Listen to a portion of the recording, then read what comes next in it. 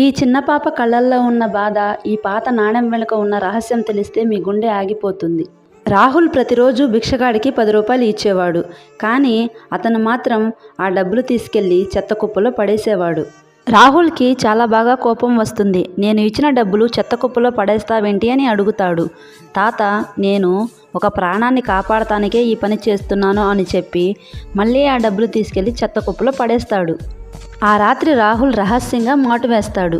అక్కడికి కొంతమంది స్మగ్లర్లు వచ్చి ఆ చెత్త కుప్పలో ఉన్న డబ్బును తీసుకోవడానికి ప్రయత్నిస్తూ ఉండగా వారికి ఒక బాక్స్ కనిపిస్తుంది. అందులో ఒక నాణ్యానికి GPS ట్రాకర్ ఉంటుంది.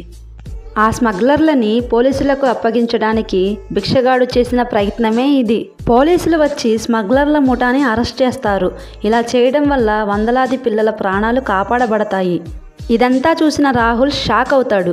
మరిన్ని వీడియోస్ కోసం మన ఛానల్ని సబ్స్క్రైబ్ చేసుకోండి.